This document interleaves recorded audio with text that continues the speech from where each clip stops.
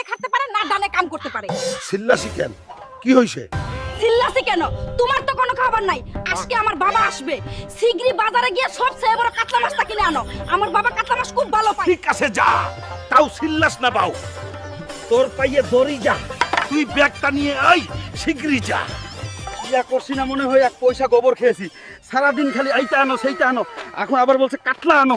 আল্লাহ বাসি। কি দাদু, শত বাচ্চাদের নুনুর মতো মাছ আনছেন, বড় মাছ কই?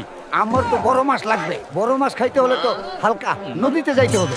মনে হয় এই নদী থেকে সবচেয়ে বড় কাতলা মাছটা পাবো।